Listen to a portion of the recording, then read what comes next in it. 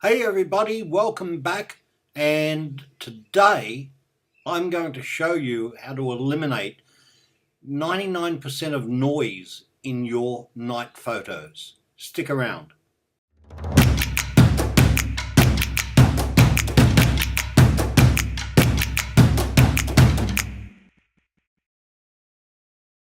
Okay, we're back, and I've just been on a bit of a road trip, and one of the places I went was in the middle of New South Wales, which is a dark sky area. In fact, our first dark sky park is at Coonabarabran at Siding Springs Observatory. But further down in parks is where the Australian Radio Telescope is, which is known to Australians as the dish. And you get to buy this really neat T-shirt, and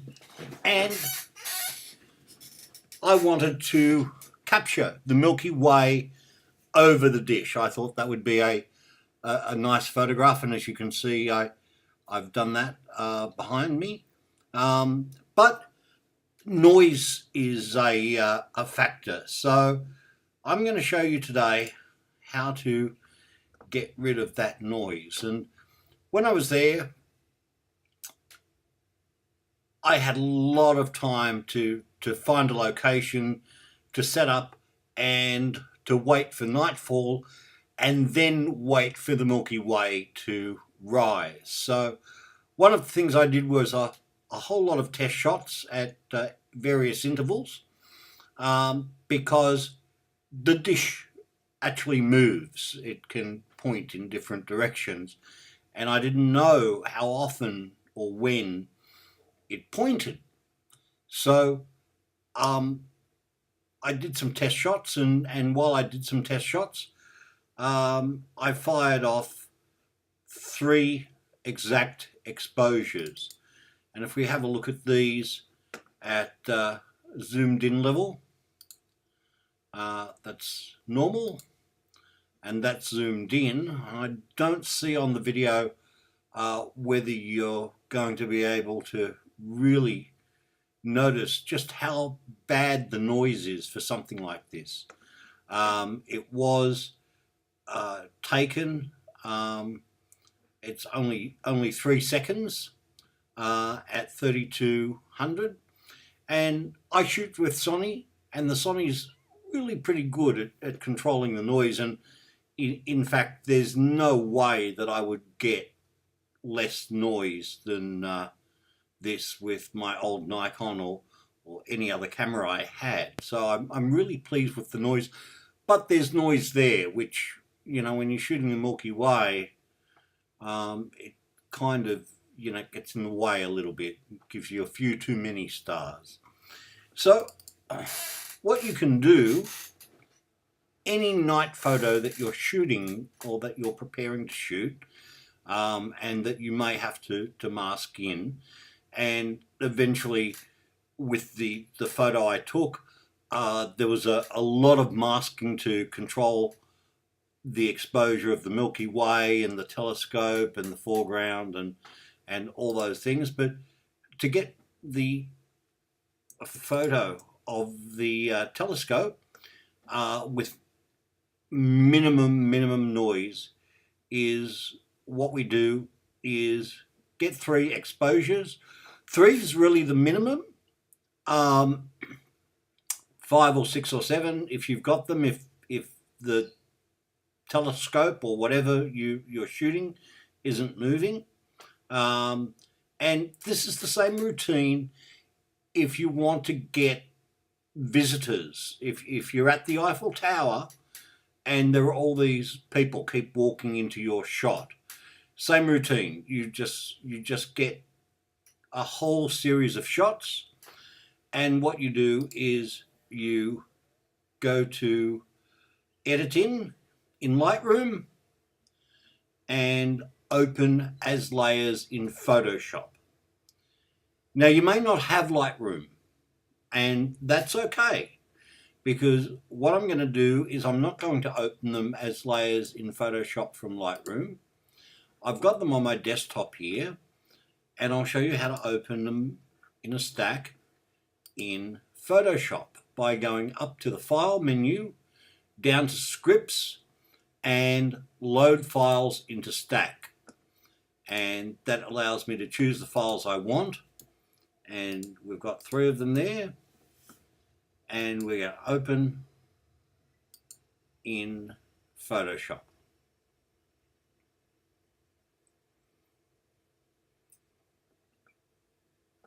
And we've got all 3 files there, and you can see this is just after the sun has gone down and the stars were just starting to appear. So we've got a couple of stars there, and we'll see more of them in a minute. So what we're going to do is we're going to grab and we're going to hold down the Shift key and highlight all 3 files, and we're going to right click and we're going to go to Convert to Smart Object, and it takes all 3 files and converts it into a smart object. Now what we're going to do is go up to the Layer menu, down to Smart Objects, down to Stack Mode, and down to a stack mode called Mean. And we're going to click on that.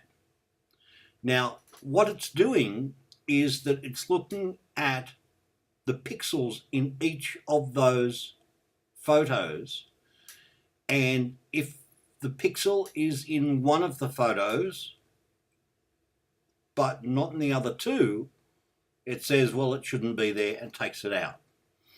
So same with your tourists walking across your photo.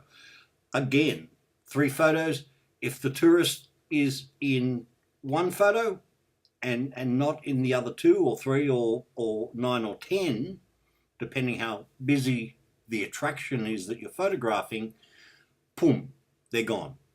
So, and what it's done is that it's given us an almost incredible noise-free photograph, and I can zoom into 100% to 300%, and you can see, or maybe you can't see with the resolution of the web, but there's no noise there. Okay, someone's trying to ring me, but completely or almost completely noise-free photo. I mean, at this point, the few little pinpoints of light could actually be stars, but it's fine. I don't want to use the clone stamp. I want to zoom back out. So, and you can see, because the stars are actually moving, because the Milky Way and the Earth does this spinning thing, the stars are moving, so it's the pinpoints of light were in all 3 photographs, and close enough that the algorithm said, no, that's okay, they should be there. It's put the visible stars in, and you can just go through and take them out with the magic brush, but of course you can't do that on a smart layer, so we won't. Oh. So that's how you get rid of noise in your night shots. And a bonus tip for this episode is with your iPhone, and I'm just going to switch to my iPhone. I'll be back in a moment. Okay, so now one of the tips for your iPhone, and this isn't just for when you're doing night photography. This could be if you're in a concert or a movie theater and you have to have your phone on, but you know, when you're doing astrophotography, it's even worse, because once your eyes are then exposed to a bright light, you basically have to take about 10 minutes for your eyes to adjust again. So if you go into settings, and this only works with iOS 11, and if you go into general and go down to accessibility and display accommodations and invert colors. Now, invert colors have been there for a while, but as well as inverting your screen so that your screen is white and the text is, your screen is black and your text is white. But if there's any photo or anything like that, all the colors are completely negative and inverted. But now, with iOS 11, they have Smart Invert. So we're going to turn that on. So now if you're taking astrophotography and you get a text from your Aunt Judy asking what time you'll be home, it will not completely blind you. The same as if you're in a movie theater or at a concert, you pick up the phone, it will not blind the people behind you or whatever. So please consider doing that for every dark event. I think it's absolutely great. So that's all for the now, and we'll be back with some more tutorials very soon. So thanks for joining us, and don't forget to pop along to paulsummersphotography.com, where soon you'll be able to buy this photograph printed to hang on your wall or on a coffee mug or a shower curtain. There's a whole range of merchandise. So just have a look and yeah, shop away. Christmas is coming up. Thanks for joining me. Bye.